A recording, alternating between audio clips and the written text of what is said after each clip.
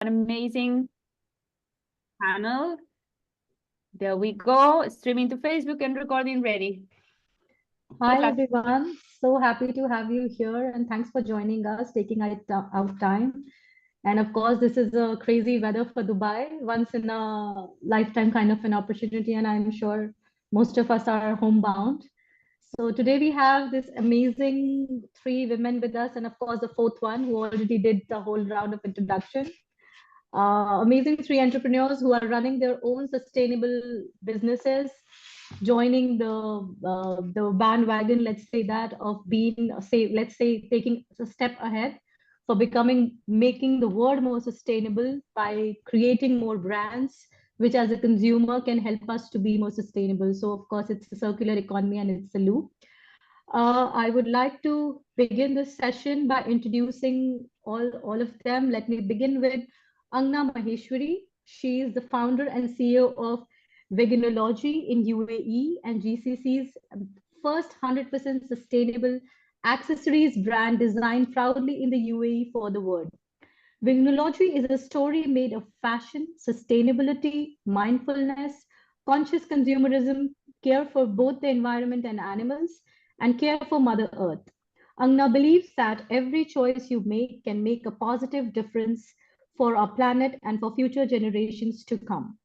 With every purchase, Veganology plants a mangrove tree on the UAE coastline to conserve the oceans and protect our planet. So she has this amazing brand which makes this really pretty bags and different kinds of bags for you to carry different things around. And I'm sure all of you would love to check them out. Thanks, Angna, for joining us. Thank you for Uh, having me. yes, next, moving on to Nadia Al-Shimaria. She is a pioneer in Abu Dhabi sustainable fashion movement. As the founder and CEO of Hello and Goodbye, the Emirates' first pre-loved clothing store, she has disrupted the retail landscape by promoting eco-conscious consumption habits. Hello and Goodbye actively support girls' education, tree planting projects, beach cleanups, and various other causes, demonstrating their dedication to a holistic approach to environmental and social well-being by giving pre-loved garments a new life. So she has started this amazing business, which is all about a circular economy where she is selling pre-loved clothes, bringing them back to us, in which are good to be used and which we can purchase it from her. So she's definitely disrupting a UAE market, which is heavily consumer oriented. Moving on to Aiza. She is a jewelry designer. She has a background in architecture. As a lead accredited professional, Aiza has geared her creative focus from construction to creating a fashion brand with same passion for sustainability and advocating slow fashion through her own handmade jewelry brand called Gracie Jewelries. So welcome to the panel, all three of you. Really amazing to have you here. So to begin with the discussion, the whole point of discussion today is that as business owners of sustainable brand, we every day face these challenges of staying sustainable because firstly, we have not created that infrastructure or an environment which promotes sustainability as a whole.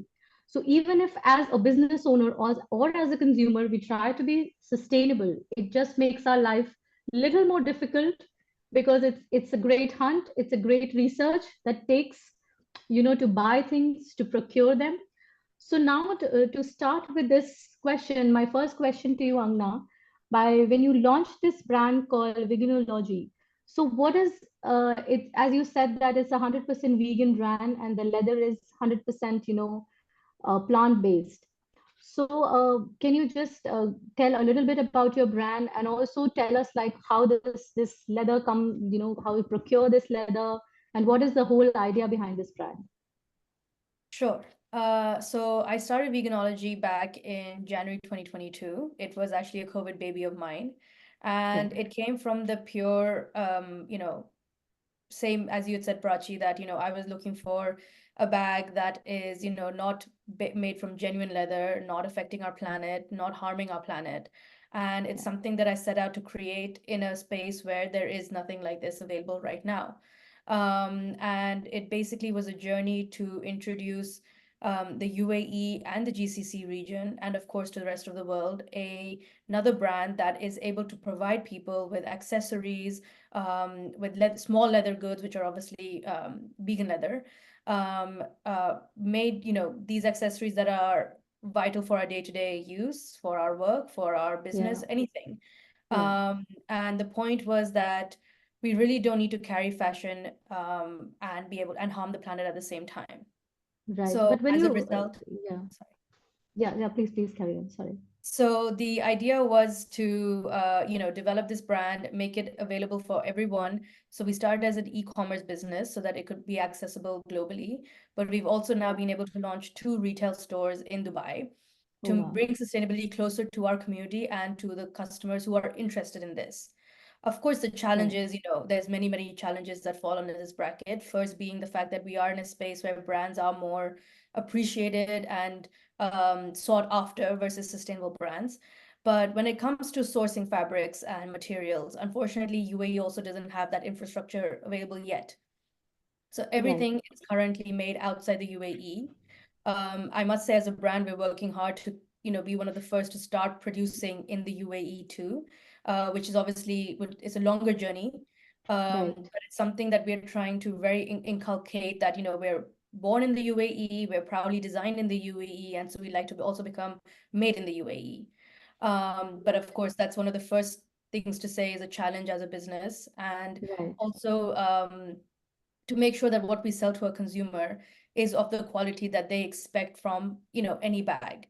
And then that's another struggle there too, where customers expect to buy a bag that is meant to last the same way as a genuine leather bag, which is obviously not going to be the case. So then explaining that, educating the consumer, knowing very well that, they're getting something which is actually far more valuable in the long run versus something that they can spend maybe $5,000 on and say, yeah, this is my designer bag, and actually harm so much of the planet alongside that. Right. So I'll come back to you with more, but in the meantime, I'll like to go to Isa and just ask her that I've gone through your jewelry page and the jewelry look amazing, but at the same time, my question was like how it is different from the other jewelry. So what it is are you doing so to call yourself a sustainable brand when it comes to jewelry? So if you can put some light around it, yeah, because I think it's really hard to call a jewelry brand sustainable in many ways. Yeah. I totally get that. Because Yeah. most people would probably say like clothes would be enough and jewelries are just a bit too much, isn't it? But sorry, how the Gracie Jewelers is sustainable. First of all, I think actually just referencing back to the previous panel discussions that we had, craftsmanship is a very integral part of the sustainable industry, being it is a very good representation of slow fashion. In Gracie Jewelries, every piece, one of which, sorry, shameless plug, Yeah. in Gracie Jewelries, each and every piece is carefully handpicked by me. And Yeah. so I wish I don't have this brain, but I really have to inspect each and every item because that's just the perfectionist in me. And each of the jewelries has embedded in it is the soul of me as an artisan and as a designer. Right. I just as because my background is in architecture and sustainable architecture, when I started Gracie Jewelries, it just really is just a natural process that I would intend Gracie Jewelries to be molded that way. It's important to note that we are only 5 months. I just jewelries in November of 2023. So we're still looking for we're still kind of molding the business model to be more sustainable. That I got involved in Fashion Revolution because it also helps me and educates me in a lot of ways on how to mold my business. Of course. In terms of sustainability, yeah, craftsmanship is a very, very important part of that, and because it's slow fashion and what do you call it? I focus more on the quality of work as well because I honestly, like each time I do a jewelry, I think of the wearer. I don't even think of the jewel. Of course I do. There's also the Right. process in that, but I always think of the wearer, who's gonna wear this. There's I like have a muse in mind, just to know. I think I will fail if the wearer itself, whoever wants to buy my jewelries, will just keep it in the closet. And that's the heart of Gracie Jewelries, and I think that's the heart of a sustainable brand to make sure that it's going to be worn, Right. it's going to be used for a really long time. Okay. Yeah. Okay. So Nadia, coming to you, you have this very interesting business, which is of selling pre-loved goods in Abu Dhabi. So, firstly, this concept is new to this part of the world, although it's been a long while in US, and I think in other parts of the world it's been there from ages. But what made you start this business in UAE? Because UAE is like a heavily consumer, economy. Everybody out here is wants to go and buy the bigger brands, shopping all the time. So, what made you first start this business, and how do you see it now? Like, what is it the key first challenge? Let's say the number one challenge that you're facing at the moment. Thank you very much, first of all. So I'm originally from Denmark, which is a haven for vintage, secondhand, thrifting, flea markets. In the summer, you'll even see these trust racks just in the street where people can just like literally go purchase. There's no one monitoring them. Right. And that was something I was missing when I moved to the UAE 7 years ago. So I thought, okay, maybe one day I will do this business myself, or get into to doing this. However, the timing is everything, and I didn't feel like it was the right time until 2 years ago after COVID, because I noticed that there was a change in the mindset of a lot of people.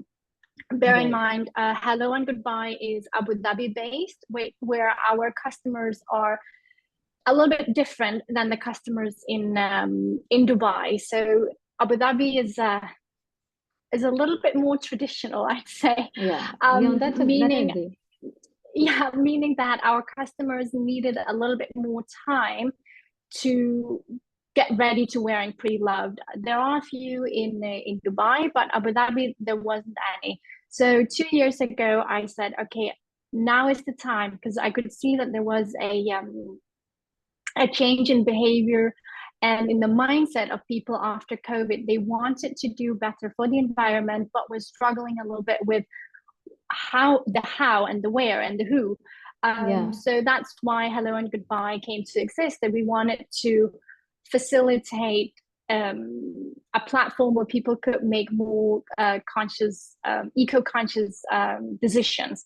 So we do obviously sell pre-loved clothes, but we also educate people about the clothing industry and the fashion industry, because we believe that it's important to not just change our consumer habits, but understand why we need to change them. I think that covered your question. There was a lot of questions in one. You're muted, Patchy. You're muted. I'm sorry. No worries. Yeah, so that's definitely what you're doing is very interesting. I'm gonna hold my thoughts. I have a lot of questions for you, but in the meantime, I want to go back to Angna and just ask her, like, when you say that you're doing vegan leather. So Angna, I think a lot of people would be curious to know that how this leather comes into picture. How do we make this fabric or get this created? Because a lot of people, because I've seen these vegan leather bags, and they're as good as the real leather, and you really cannot make out the difference as a layman. But so what is the source of these these fabrics? How are these created, and how do we make sure that they are like the 100% sustainable fabrics? Yeah, so that's a very good question, and that's actually probably a topic of its own, which I think we've also addressed in Fashion Revolution. But I'll just start off by saying, increasingly, vegan leather is now expanding. Just, I think what people have this notion is that vegan leather is still plastic because it's made from PVC, and PVC is actually one of the most harmful things on the planet. And that is something that we don't use in our collection at all. That is a no-no for us. What we've Okay. actually done is started using something made, materials that are made from plastic bottles initially. And these Okay. plastic bottles are sourced from oceans that are where they're sitting and being used as, thrown in waste. Okay. These plastic bottles are sourced, and then there's a process on how factories have been able to create them into fabrics. And ultimately what happens is that these fabrics are then naturally dyed with the natural dyes to make colors, which is what we then call vegan leather today. And of course now it's not just vegan leather made from plastic bottles that is there anymore. You have plant-based leathers, which is made from Yeah. apple or cactus Right. or pineapple and so forth. I mean, there are big brands like Pangaya who've come out with shoes Yeah. made from grape leather. Correct. And that is literally what it is. They are leathers made from the leftovers of these fruits or vegetables or plants that would otherwise be burnt, which would then increase, carbon emissions in the planet.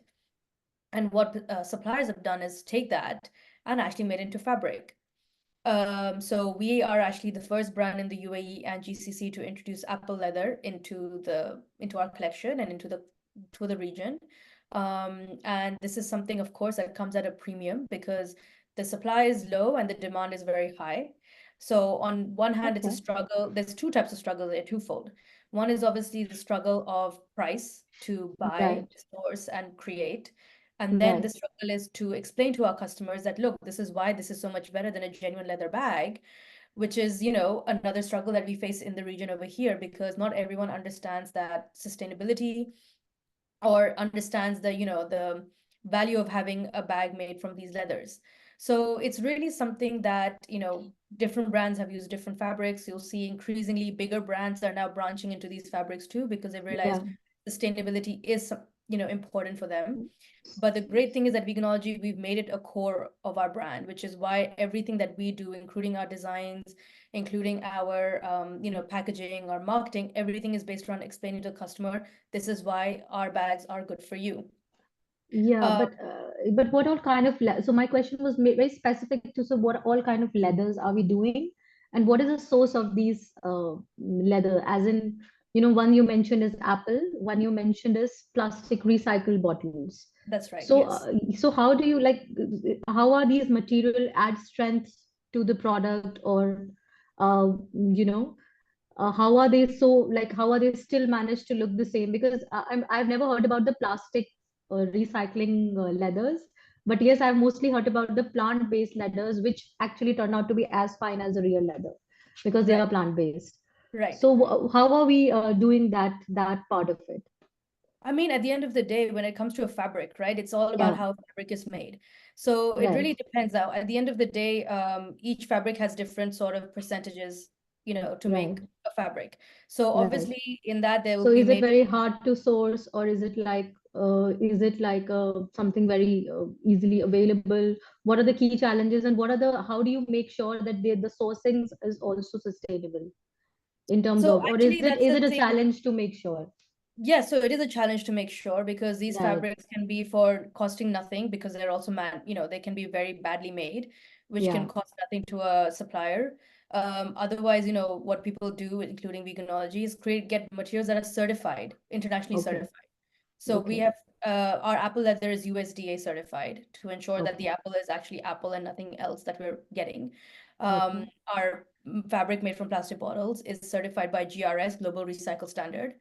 And Okay. they basically are certifying that where we bought the fabric from and what is inside the fabric is in fact what we're selling it to as a customer. Okay. Sourcing these things is hard, obviously. You need to find the right people, and you have to also pay a premium to make sure you're getting the right thing. So a lot of then Right. greenwashing can come in, because a lot of Absolutely. brands start saying that, oh yeah, we're doing exactly what it's sustainable, and it's in fact quite the opposite. True, true. So that's an interesting insight, because I think as a consumer, I was always curious to know what is vegan leather, because it's been catching up in the market a lot, but I think most of us don't know what exactly it is. So yeah, that's one. So coming back to you, Prachi, I'm gonna do a little, because maybe some people here don't know how it looks like. I don't have yes, a veganology bag with me, but these shoes that you're seeing here, this is grape leather, and you see it is exactly this the is real leather. Yeah, is grape leather. Grape leather. Grape leather. Okay. It is these vegan plant-based leathers that Angana is using in veganology, they really look like leather. You see, like Yes. this one, you would see this in the shoe and you would think, okay, it's just leather. And only if you ask, you will find out actually that is made with a plant-based. Great. So this is the fantastic thing that is coming up with innovation. We did a panel very interesting yesterday. We Yeah. mentioned the bags of Angana also in that panel because it is definitely innovation that she's bringing. This is Right. another example of how it looks. This is for your business cards or your credit cards, is made out of persimmon leather, which is a fruit. In the apple is very similar, very soft Yeah. finish. It really looks like leather, honestly. So guys, Yes. don't be afraid of using these new materials because they are very good, they're resilient, they're Right. resistant.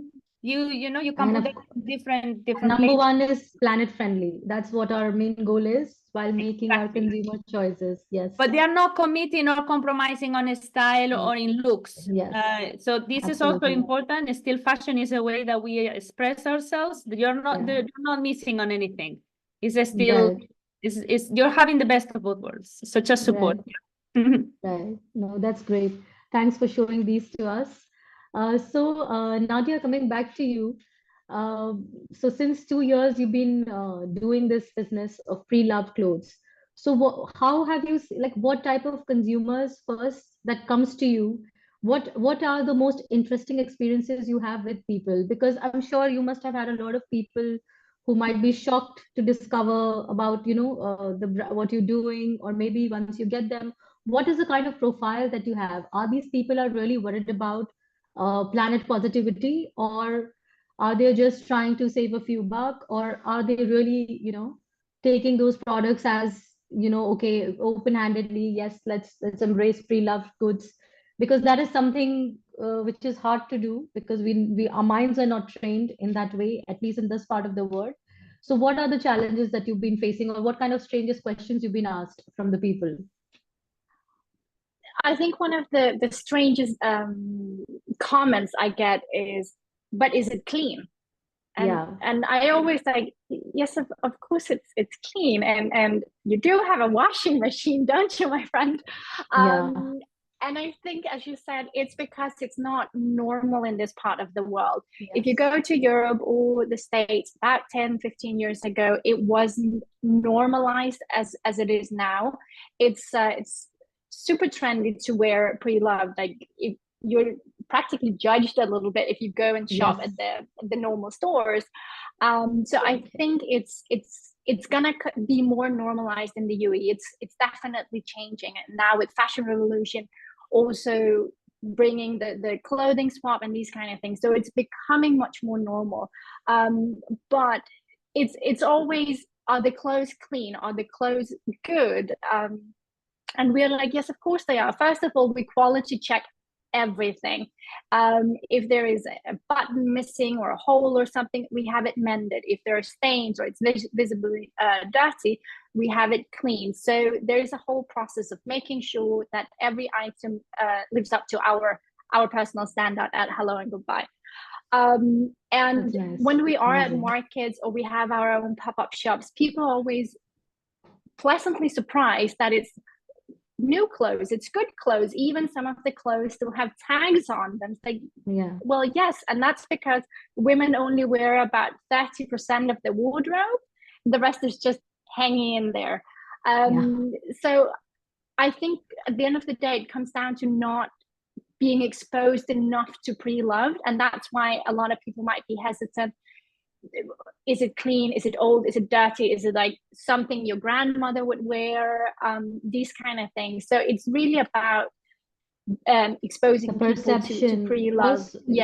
Also perception building, I would say. I think as Definitely. a marketing thing, I mean, you have to build the perception is something else about pre-loved clothes in this part of the world. So I think, yes, as you rightly said, you're being judged a little bit when you go to these kind of stores and try to buy something from here. So yes, I agree to that part. So coming to Aiza, what is it that you would like to like, as you're still building this brand?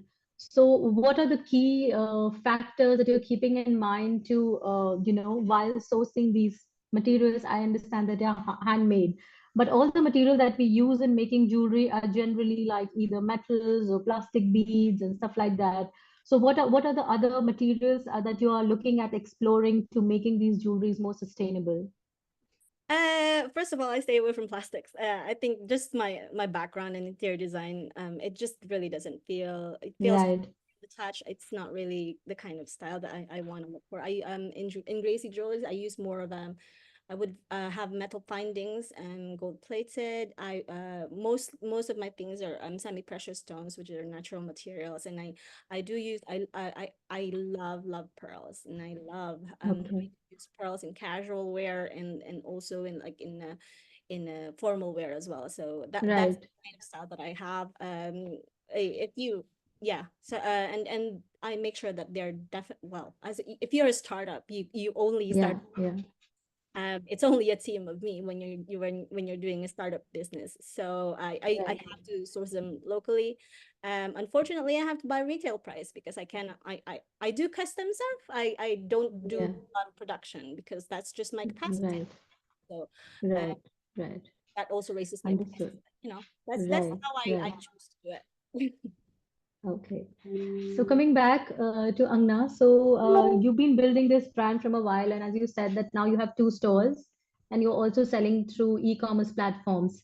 So while selling these kind of products, what are the pricing challenges you face, and also what are the buying challenges you face from the consumers? Like when you put these products out, so is there a premium? Obviously, as you said that you pay a premium, you already mentioned in your previous comments that when you source these products, you end up paying a premium. So do you feel that these products eventually become higher priced than the products which are available from other fancy brands, let's say Zara or Aldo, a big, bags brand? So do you think you face challenges or you face a very clear-cut comparison from your buyers when they come to you? Or is it like you actually try to address the bigger part of the picture, which is that you are a sustainable brand and you are planet friendly, and whenever somebody is purchasing it, they are also becoming a part of the movement? So is there really this story really plays a part around while selling, or people don't really care, like they buy because they like it, or or they sometimes just ask you to justify the price? So do you really go No, fight no, that battle? It's a it's a real battle, because for entrepreneurs, it's a real battle. it's a real battle. And Yeah, actually, we yeah, get customers from all types, actually. correct. Those, we've had customers who have come in, they've really liked, and they bought 10 pieces, for example. Then we've had Right, someone who says, oh, even the smallest item is it's so expensive. right. Um, so it's at the end of the day, this is how a business is run, right? You will get Yeah, customers, consumers of all types. Our I goal agree, is of two course. things. Even if we're not able to sell an item, we hope, and this is how we've trained our sales reps, is that they will at least educate the consumer as to why this is important, why Yeah, what we're doing is important, and why us being present in the world or in a mall or in a shopping fashion space is important. So at least yeah, the customer takes away something that, oh, okay, there's something like this that exists that I yeah, could potentially think about next time, even if I cannot buy right now. And like Nadia said, it is sometimes just breaking that pre-notion that sits in the customer's mind that, oh, sustainable must be cotton bags and tote bags, and that's something that, I don't really need. yeah, Or sustainability, other people have a notion that it's so expensive that they cannot afford. right. Big brands like Stella McCartney who've made it really big, people think Yeah, that's what yeah, sustainability is. Or it's that it's so cheap that why should I even, buy something like this? I can just buy what I want. right. Um, and so that's why pricing is very key. And what we do is actually we've created a business model where we only order MOQs that we know we can sell at a given time. If we feel like Yeah, that style is very, very popular, we know next time we can increase our MOQs. And that is a tackle we face with our production facilities every time, because they want more numbers. And that's why right. Zara, Aldo, and Charles and Keith can put such, in a way, Big prices that people can sales. access, because they Yeah, know that this is something I can buy. But they don't know that all those bags that Charles and Keith cannot sell or Zara cannot sell is actually burnt then. And of that's course, of course. that's Even one of LV burn their the, bags. Yeah, even yes, LV never goes on sale. no, Yeah, they just exactly. burn their bags. Yeah, Right. And that is obviously something that we are not, definitely Yeah. on the same page on. So Right. it's the pricing that we have to struggle to sometimes explain to a customer why. We're grateful that increasingly people are appreciating this, even in, Dubai, and we see that in person. And I think the key thing is also with sustainability is when a customer sees it and feels it in person, then they can realize, oh, okay. Like, Nadia faces that question that, oh, is it actually really clean? Are these clothes clean? And it's the same thing. It's Yeah. like, yes, these bags are strong. They're still bags. Yeah. And at the end of the day, it's something that, come and see. We're giving you something that's very unique, very needed. And if Right. you're ready to jump on the community and jump in this movement with us, that's more and more better for us, because we're all trying to just, have the same goal of making our planet a better place to stay. Right. Right. So that's interesting. So, Nadia, coming back to you. So now that you're in this, like, firstly, I really love your name, which is also very interesting. Thank Good, you. goodbye. So it's amazing. But so in like 2 years of business, how are you building this up? So what is your core business strategy to build a business which is actually disrupting a market, which is actually unknown to the people? It's a new concept you're introducing. So I feel I've myself done something like this at some point of time, and I have felt like you're always lost because people don't know about you. So every time you go and introduce yourself, they will not understand what's going on. So in 2 years, what is it that what are kind of business strategies you have adopted to build a sustainable business? Like what is your go-to sales strategy these days? So first of all, I think it's important to say we don't see ourselves as a business. We see ourselves as a passion project, and because we're not created, or Hello and Goodbye doesn't exist in order to make profit. We solely exist in order to do good. That helps with our operations because we don't. Well, obviously we have to think about an income, but we don't. Of course. We don't steer away from our core, which is being zero waste. It's about educating or guiding people to make more eco-friendly consumer habit changes. And Right. obviously we would like to sell clothes as well, but we are not going to push people to buy clothes that they don't need. What's most important for us is to create awareness for people that this is the harmful impact that the fashion industry has, and we are not going to change it just by going and shopping pre-love. It all comes down to changing the way that we consume, the way that we overconsume, really. Right. So what we've done in our operations plan is to create a circular economy. So our customers, when they reach out to us and say, oh, Nadia, we want to sell our clothes, there are two options they can do that. They can get store credit. So next will come to us, the clothes already exist, they have the credit there, and that way we are eliminating the amount of clothes that's bought from new and giving clothes a second chance with happiness, that we like to say. Secondly, a lot of our clients choose to donate the items, and this is we have someone, Amber, yeah, but his phone got unmuted, so sorry. Yeah. Okay, perfect. No worries. Secondly, a lot of our community members choose to donate, and we are eternally grateful for that, because when people donate an item, we can then fund girls' education in the developing countries. We just made a pledge to plant a tree for every sale that we make across the globe, and plant mangroves within the UAE, so that we can do from the items that are donated to us. That's so amazing. that's how we keep so what and we sorry. So I'm asking, like, what kind of products are you dealing in right now? I was also keen on understanding how your supply chain is working for this kind of a model. So you already explained that most of the time people are donating, or they're coming to you that they want to sell their clothes. Yes, so, and we cater to what every person, or women, we have men's clothes as well, but most of our clients are women. We are the ones that shop the most. Yeah. Yeah. But we cater to what every woman has in her closet, and that will range from high street brands to luxury brands. Right. We want to be inclusive. However, we've also said that there are some of the super fast fashion brands that we've just set a hard no to. We Okay. can't, with good conscience, put our brand or let our brand be associated with these super fast fashion. I'm not gonna mention who, Yeah. but Yeah. I Yeah. guess we all know. Because one, there's so many harmful chemicals in the clothes. We cannot, with good conscience, be a reseller of those, knowing that we can potentially harm people with the clothes. Secondly, the workers' conditions are just terrible, and lastly, the reselling price, the quality of the clothes, it's not something that we want to put our brand behind. But mid-tier, high street, all the way up to luxury. That's what we have. Yeah. That's interesting. That's amazing. So that's wonderful to know. So coming back to Isa, is there anything you would like to contribute to this discussion from your jewelry point of view when it comes to sustainability, or can you give us consumers some tips while they're selecting, jewelry, buying a new piece of jewelry? Like, what are some tips that they should keep in mind, maybe? For jewelry. While yeah, of course, like selecting what kind of jewelries are the most sustainable, what materials are most sustainable.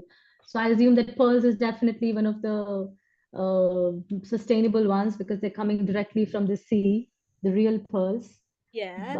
And I also see these days a lot of handmade jewelry from a lot of different kind of threads and a lot of fabrics. So that is coming into picture. Yeah.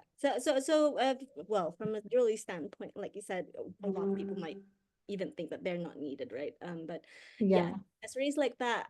First of all, make sure that the jewelry will be usable for any kind of outfit, and that's what I try to.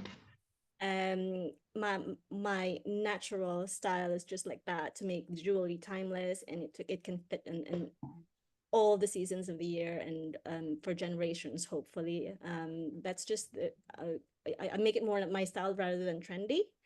So, right, I think that the aim is just really to make sure that the jewelry will be used by a lot of people and by different types of women as much as possible. right, Obviously stay away from plastic. right. From a designer's point of view, even not just even from a sustainable point of view, they're just really not nice. They're not nice to the touch. They're not nice to look Right. at. You would know that they're fake. And even if you don't like the people, even if like the very best Yeah, imitations, right? Like there's yeah, yeah, a feeling in you that knows that there's something that is imitated. Like there's something really really nice about um have knowing that you have high quality items, and it really just for a woman it really like kind of boosts your confidence as well. Then that's one of the things that I love about jewelry. I don't know, I might just divert a little bit. yeah, I started this jewelry after I gave birth, and I used to love yeah, fashion so much, and I love being stylish, and then all of a sudden I couldn't wear anything but, oversized dresses, and that's where I found jewelry. I couldn't even find time to do my makeup, but jewelry really just right, boosts up my confidence, and that's just maybe not a very popular part of sustainability, but like the psyche of yeah, these items, and that they're not harming the environment and not just true, kept at the back of your closet. It's right. Okay, thank you so much. So Angna, coming back to you, as a business owner, what are the challenges of starting a sustainable business? Is there any tips or anything you want to tell people while they are selecting, let's say, sustainable products? Like when it comes to, let's say, we keep strict to the category that you cater to of bags and everything. So are there any tips that people keep in mind as consumers? Because yes, as business owners, we have our own challenges, and it's our research on which we are building these innovations now in the world, because obviously there are very few of us. But as consumers, even when today I go out and try to be sustainable, I think the word is still not there to help me be sustainable. you know. So most of the times we have to give up the sustainability angle, and we just have to take what we get, you know, because it's just not there. So as a consumer, when it comes to shopping or when it comes to buying products, is there anything, like as your own personal research, because I feel all of us have deep dived in this environment a little more than the others, what would you recommend people, like as consumers, like how, what should they keep in mind while shopping bags or accessories for themselves? Yeah, I mean, actually, not even just bags and accessories, but anything in sustainability, whether it's clothing, shoes, whatever you're Yeah, looking for. I think there are two, three things that are key to definitely focus on. One is making sure that is the brand proving their sustainability initiatives by yeah, providing, certifications or some sort of stamp like PETA certified stamp or B Corp stamp or, whatever it is to share that, this is actually how authentic we are. right, That is something very, very important. And increasingly, a lot of brands are putting that up, that this is how right, authentic we are. Don't go based on just what a tag says that, organic cotton. Is it organic cotton certified by GOTS? Then yes, you're, at least on the right path.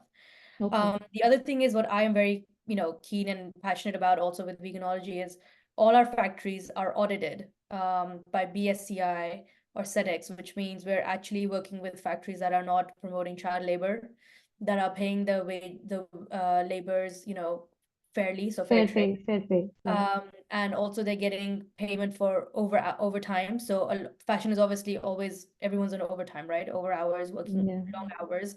At least where we are getting our production from means that even those laborers who are working overtime, right, they're getting right, compensated for it, and that's only fair. okay, Today we expect it, they also should deserve it. And again, right, that obviously brings it back down to the whole, ethical labor, fair trade, right, treatment, everything that's grown organically. Is it certified? And I think those two, three things, if you can keep a lookout for, which every brand yeah, should have, and they would be sharing it because if they have it, they would like to share it, then that's, I think, the yeah, step to start, shopping from them first. If they right, don't, then I would say, dig deeper to make sure you really want to buy from them. Because today it's very easy for people to put good words and good, good long line, marketing, let's say fancy good words, marketing. right? And you actually don't get what you're, looking for. Yeah, And that's true. that's something that's very, I think, important to remember when you go and shop. Right. But are there any key, like really good sustainable brands that you personally love or personally like to shop from? Any So go-to sustainable practice that you follow, which you want to like tell people about, that can help them add value to their sustainability journey? yeah, no, actually my my wardrobe is very sustainable. At least I'm working towards making it increasingly sustainable. Okay. So I go to brands that are like, Everlane. I know Everlane has gone under, quite a bit of fire also Okay. for what they claim. Okay. But in my research, I have definitely found that they are sustainable. They share all their factories where they get their production from. They share how much each item has less of carbon emissions compared to another brand, which I find very nice and transparent. Okay. Transparency is very important for me in any brand. There are other clothing brands that I like to support. So I see Aisha has written Ethical Elements, which is another great brand company here locally. Yeah. And there's another brand, Reformation. I mean, yes, I'm naming brands that are more based in the West, but these are That's brands that okay. have really, really done their work to showcase what they are doing. And I think that's what's most important. Yeah. And of course, Pangaya. I think, the good thing Yeah. with Pangaya is now they started putting their stuff at prices that, can be accessible to some people. Some items are not. And I think that's what's also a challenge that they're facing is how to make it more accessible to people because they are a desirable brand. Okay. So That's I think nice. these kind of brands also have, all the documentation to show what are Right. they, what they're Yeah. selling. Amazing, amazing. So, coming back to you, Nadia. So, what are your trick tips to consumers to be more sustainable? Of course, you're running one of the most sustainable businesses here not producing anything, just taking it back and giving it back to people. So yes, you are the least adding anything to the environment right now. But what are your like tips to people to be more sustainable as a consumer? And what is it that you practice as a person in your life when it comes to sustainability? We always tell our clients to shop in your own wardrobe, really. I assume we all have big wardrobes, and there's so much in there that we're not using. We also bombarded with advertisement that a shirt you can wear one way, this skirt you wear this one way. So what we're also trying to do at Hello and Goodbye, we will actually be hosting a workshop on Saturday, the 333 workshop, how to take 3 tops, 3 bottoms, and 3 shoes and create a lot of different outfits. We don't need to have this much clothes. It's since in the 60s, the average woman had 7 pieces of clothing. Now the average woman has more than 400 pieces of clothing. So we have too much. And quite often when we go to our clients, we help them declutter their wardrobes, and we see why would you have 4 black skirts that look exactly alike? And people quite often doesn't realize what's already in the wardrobe. So that's another thing that we really help our clients focus on, like, where are the gaps in your wardrobes? I personally have a list where, like, I would like a red suit, and then I was hunting for a red suit for 2 years until I found the perfect red suit, because I didn't want to compromise with the wrong color, the wrong fit, all these kind of things. So I think it's about figuring out where are your wardrobe holes, and then fill in those with basics. Pre-loved, sustainable brands, but figuring out what is it that you need in order to make your wardrobe work for you, for the lifestyle that you lead. And also have a wardrobe that works for your life, not your dream life, but the life that you're actually leading. I think personally, I used to have a lot of these very beautiful gowns, and they were never worn. So it's very important to address what is it that I actually need, and then build your wardrobe around that. And just to answer one of your questions, you asked a little bit before who our customers are. We have 3 very different kinds of customers. We have some customers that are just looking to save a few dirhams, and then they come to us. We quite often have these 15 dirham sales where we sell a lot of items for 15 dirhams. And that can be students that come there. It can be people that don't have a lot of disposable income. And we are so happy that we can cater to this demographic as well.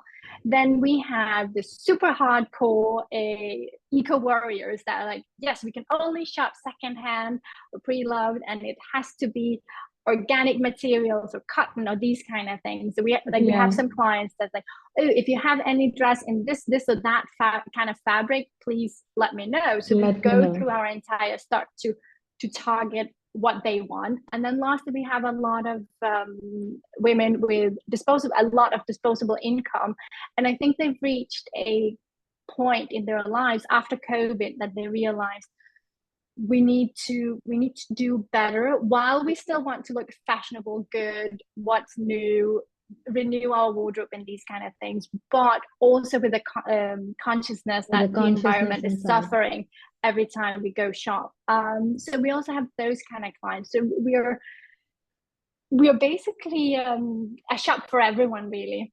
Yeah, of course. I mean, I get that, but it's hard to make people make that first move to come and explore this kind of a setup and be able to pick up something for themselves. So I think for a lot of people, it will be like doing it something for the first time. And I think to make that move is also hard. I think for a lot of people, you tell them the concept and they will just forget it and not even think about it again. So that's true. We've actually launched this new concept where, because I wear a lot of pre-loved, this top, it's pre-loved. I think more than 50% of my wardrobe is pre-loved since I launched the business. Amazing. And we do this outfit of the day posts where people can see, okay, you can still look good, you can look modern, polished, luxury, all these kind of things in an outfit that is pre-loved. We have this saying, second hand does not mean second best, and it's really something that just needs to get out there.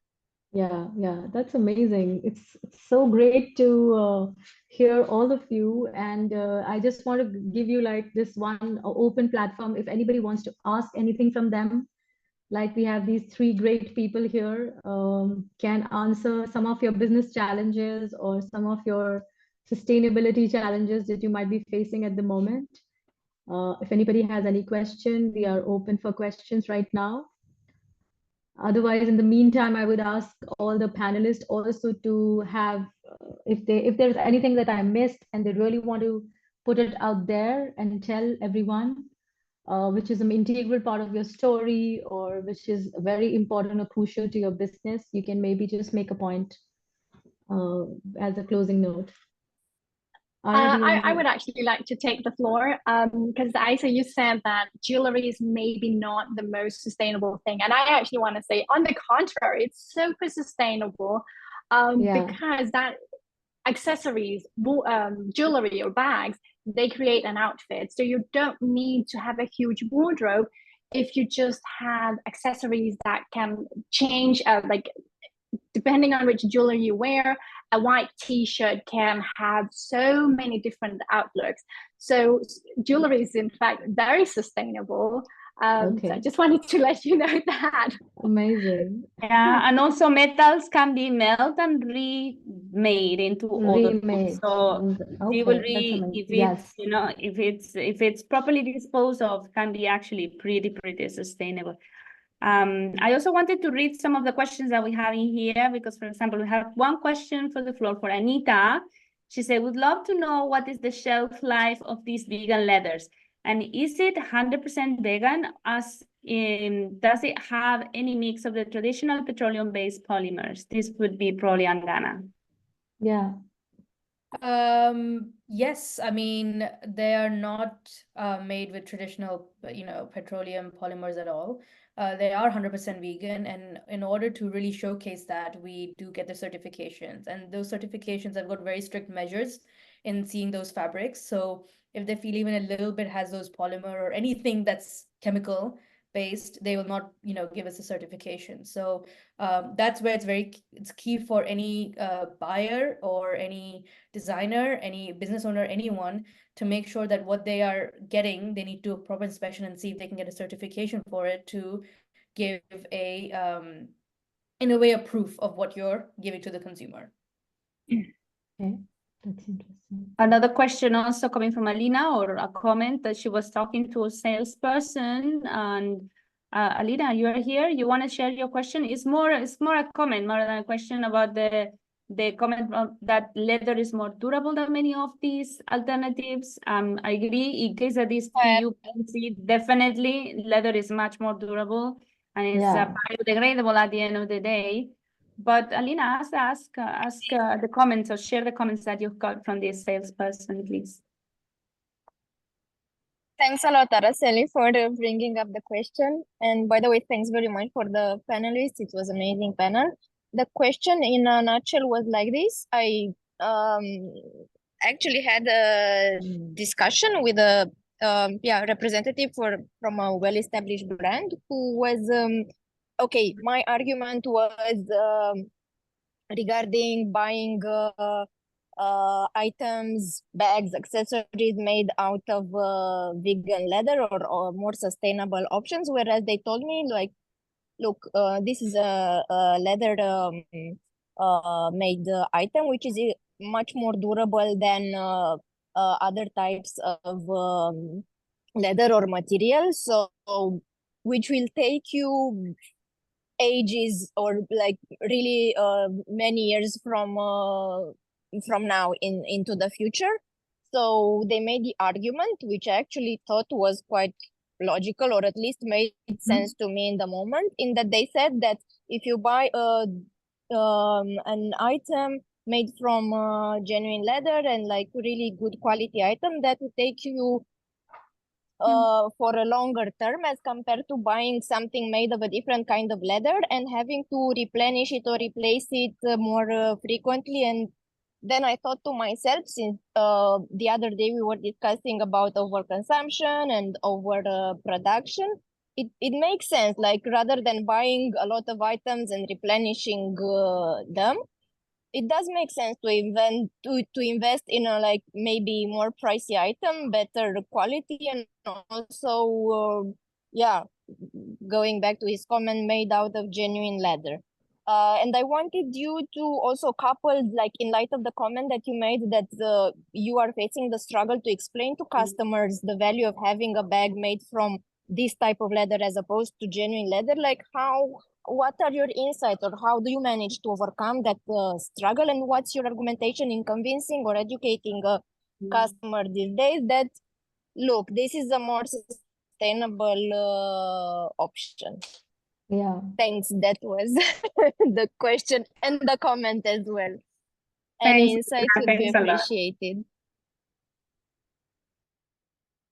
So okay, that's I will just give me some time. I will break that into pieces rather than it's a lot. It's actually, I'm glad you raised this because this is going down to the point of overconsumption and consumption, right?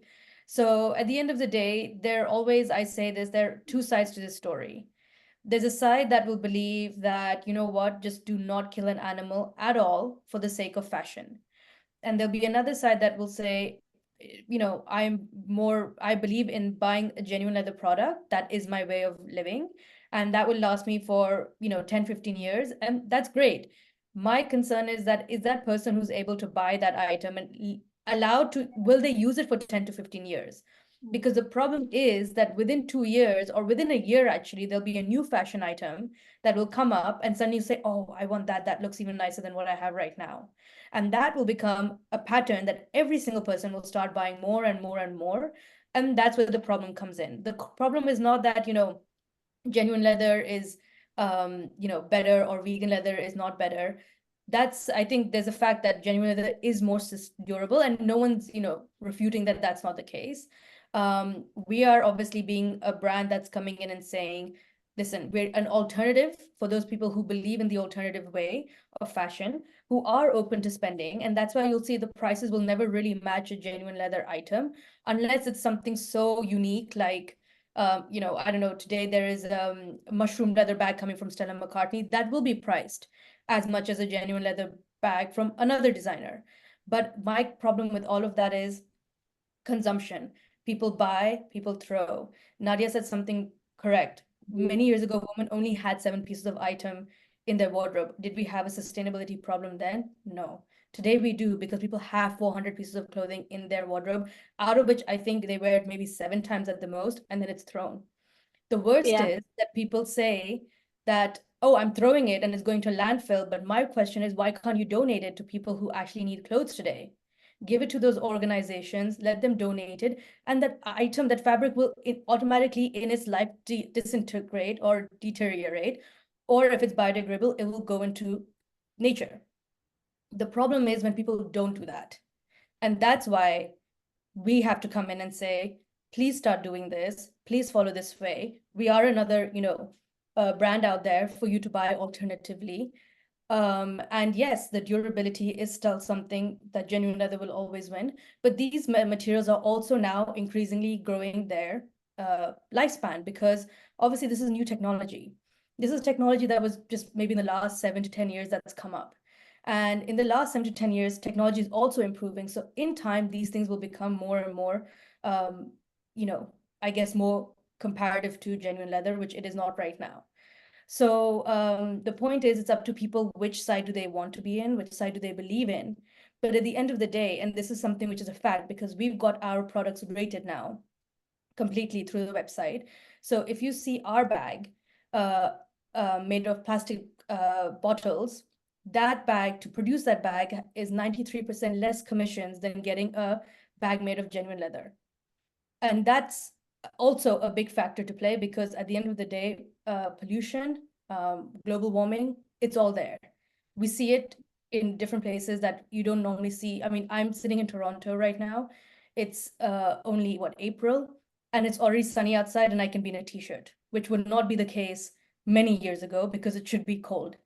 So, it's really, how do people want to see it? How do people want to, of course, if you say, I've had genuine leather wallet for the last 20 years, kudos to you for keeping it for 20 years. I value that and I respect that, because then you're actually not over consuming and you're doing the right thing for the planet. And I also want to say something. I'm also a handbag designer. So check this picture here. Is a bag from the number 5 century. It's from Sindh. Leather can definitely last long if it's improperly, if it's in the right conditions, if it can be preserved in the right conditions, if it's taken care of. And Ghana and the vegan leather still didn't have the chance to be centuries in the go to test their durability. But I think it is important that we support the innovation and what they're trying to do to make it happen, because otherwise whatever new innovation is like a seed, there's a technology that is starting to grow and it needs to reach a level where it grows enough to be able to be cheaper, to be able to be more widely adopted. So I think it's important that if we can see the facts that, okay, it is better, less consumption in the case, for example, less emissions in the case of the RPET, in the case of the vegan leather, it covers the sensitivity to many of us, and on top of that, it is durable. Then I think is good. We need to give them the chance to get to these kind of numbers. That leather has been with us, is part of our history as a humanity, as society, So I think that's also important. If I had also another comment from Pujita. Pujita has a question about the price. She makes very cute, checked her Instagram, is a scrunch up. She makes upcycle scrunchies and she just started this, and I've got not too many people from my community to buy them. I get asked how much, and once I say the price, I don't hear from them ever again. But it does work with people who appreciate handmade and upcycle. Pushita, you want to share a little bit about your experience with this? Yeah, so I just started this. It's not too old. It's like just 2 months old. So I just started putting it up in my community WhatsApp group. And my initial pricing was like really low. To me, I felt it was really low for the amount of hard work I put in cutting these waste fabric, because they're all waste, right? I get it in different sizes and shapes. So I thought it is low, okay, fine. But then even for that low pricing, not many people know. Nobody came in to get these scrunchies. So I was like, okay, maybe I'll need to think about, other places, other markets or something like that. And because I do want to introduce people around me as well to something upcycled, rather than, like you said, Angana, like, it needs to be passed on, rather than just I don't want to force anybody, but at least tell them that choose this instead of that. Because scrunchies these days, you get it in Nesto or something for like 3 scrunchies for 6 dirhams. I'm sorry, I mean, it was really breaking my heart when that comparison came. So that's the reason why I thought, okay, they should know and get what is more sustainable and long lasting as well. Yeah, and supporting a local business. Yeah, exactly. Exactly.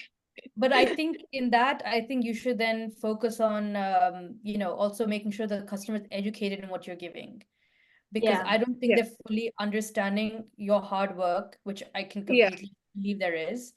And once they see all that, they right now thinking is just another scrunchie. Why do I spend so much money on that?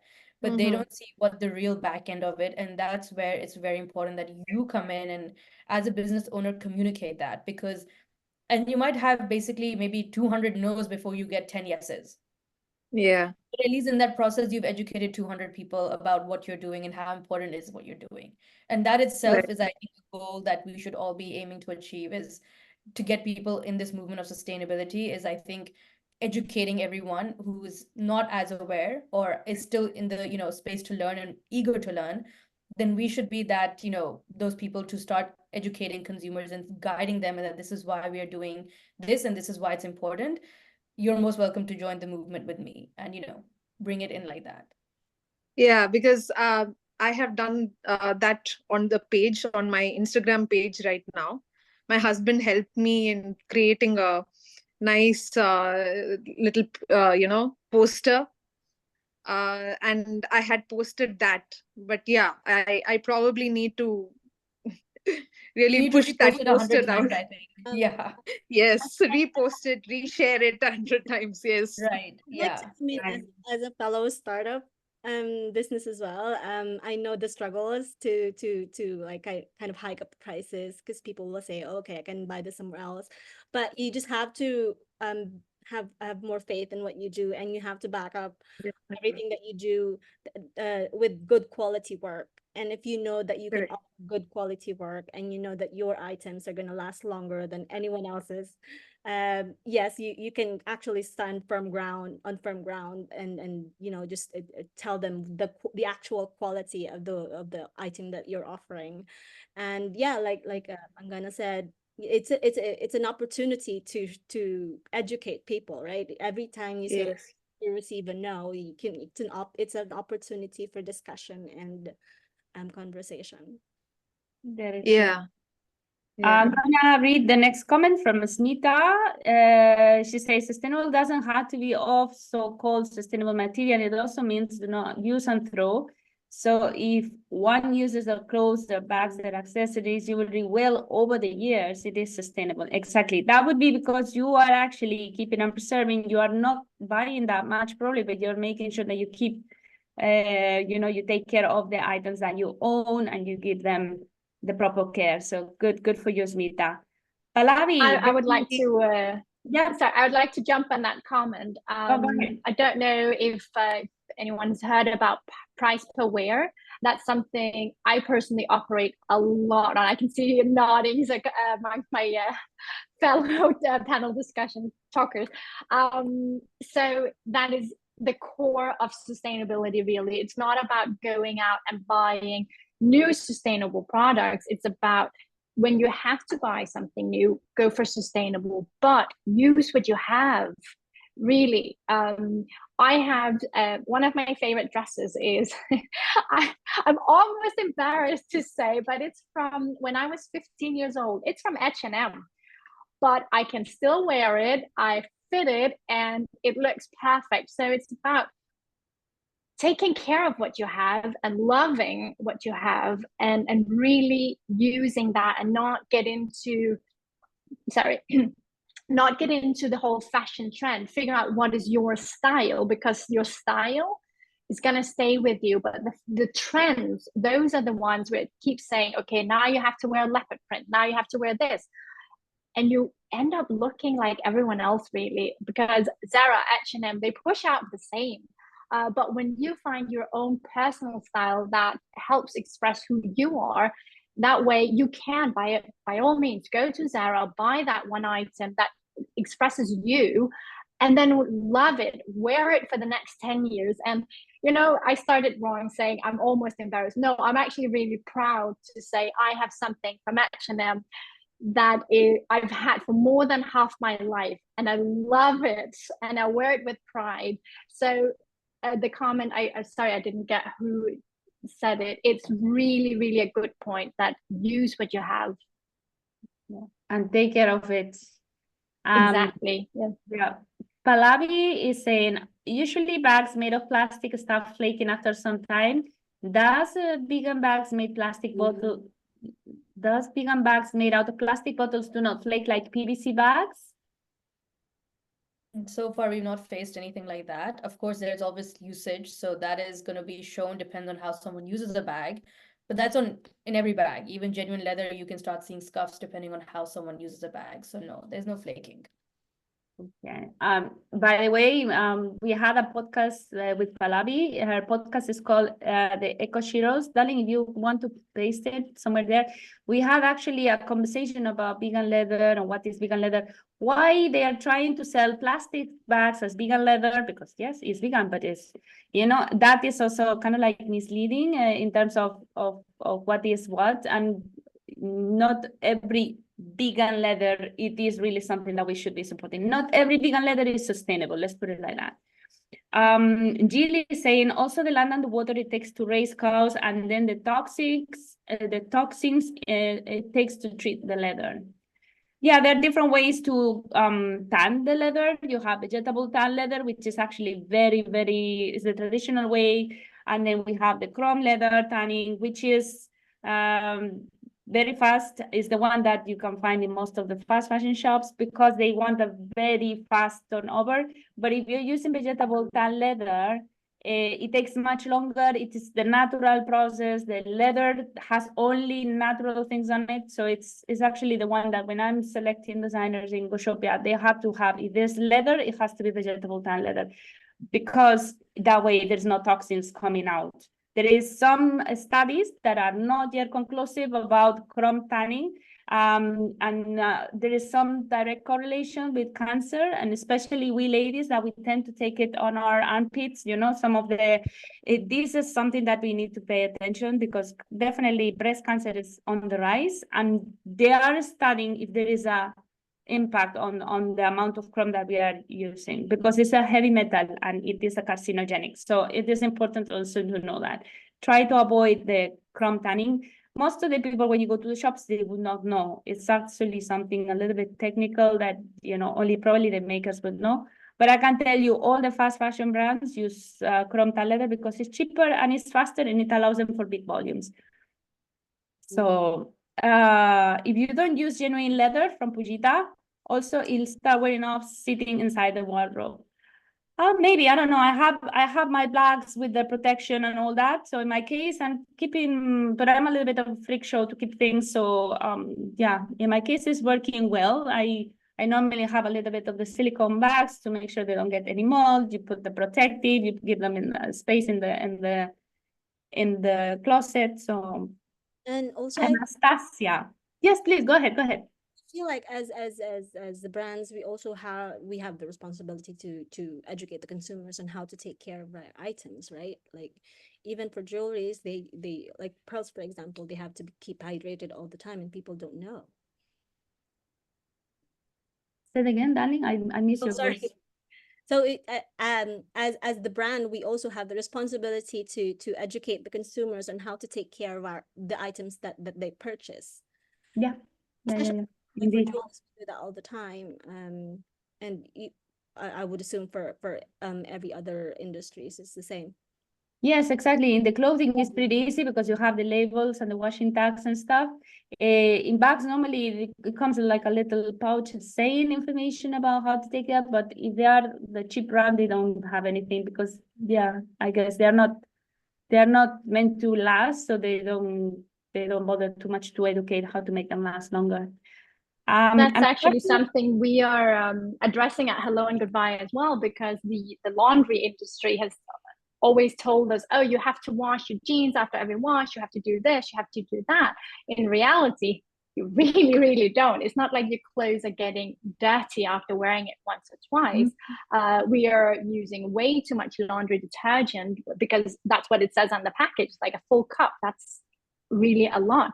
So as Isa said, it's also about teaching or educating, guiding the communities, our consumers, how to take care, because that leads to a lower price per wear, a longer shelf life, or not shelf life, a longer lifetime for the products that we are creating, selling, reselling. So I think that's a very, very important point you made. Yeah, indeed. Anastasia is mentioning if we know about batik textile and your thoughts on sustainability in the area of batik made garments. From one side, it's unique, beautiful craft. Then from the other side, it causes some pollution due to its production stages, wax removal processes, CO2 emissions, water consumption, etc. I don't know much about batik, but I've always thought that it's not mass produced. So I'm not very sure actually if it's still something artisanal and it's still something done in small batches and small quantities. I think it's just still, to me, it's acceptable in the terms that there is it's a traditional technique of dyeing. But I'm not sure if you guys but know much about it. yeah, but the colors that are used are mostly not sustainable actually.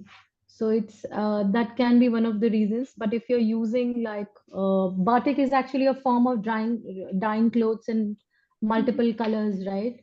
So the color that is used for dyeing and the chemicals that are used can be harmful, but of course not as much as you do it for a denim, let's say that.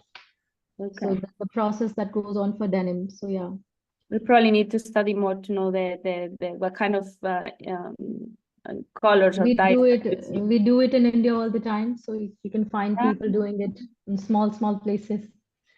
Yeah. Anita mentions genuine leather is still not sustainable despite having higher shelf-life. It is stemming from 1,000 of animals reared just for human consumption, including the leather that is coming from it. Methane levels, CO2 levels of the cattle is one of the largest reasons for CO2 generation. True. Yeah, we should try to avoid to eat that much meat.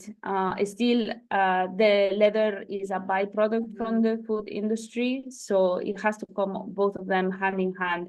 I am still advocate if the animal is going to be eaten in any case, and maybe it's much better that we use as much as possible out of him or her. Yeah, I don't know. My thoughts on it. Do you guys want to add something?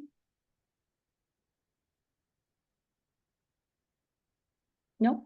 Okay, that was good.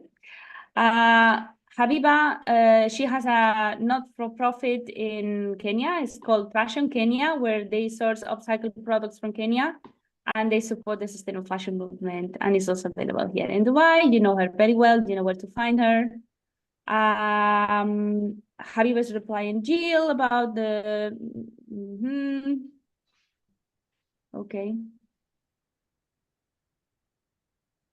Okay, yes, about this, no, if it's a byproduct from that. And I think that's about it, right? Do you guys have any more questions? I'm reading it. There was like, there is a lot of comments. Oh, yes, Nadia was also in the Eco Shiro's podcast. You have also the link over there. And yeah, and I think that's about it. Habiba was also supporting, commenting on the side about all this. So yeah, I think that's it, darlings. It was a very amazing. We learned a lot today about the struggles. If you guys want to keep up the conversation in the WhatsApp group, please feel free.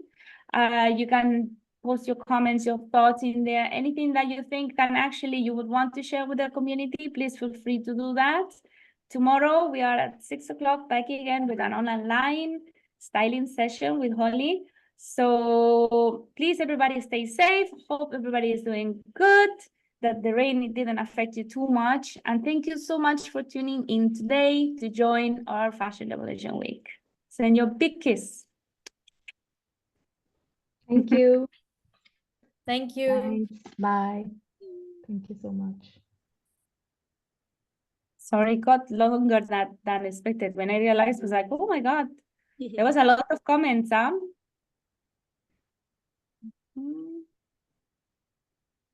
Ananya, do you need certificate? Yeah.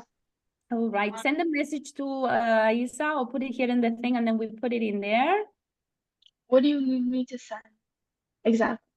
I don't know what to Your type. full name and yeah, that's it. And You your need number. the name, then the full name and the email, I think, right? Email Or and WhatsApp number. Yes. You have my WhatsApp number, so I'll just write my email and full name. Yeah, put it in here so that she can grab it. Put everything in here Okay. so she can grab it. And You can Fujita, thank you so much for tuning in, my darling. It's always a pleasure to have you. send it directly to me, Ananya.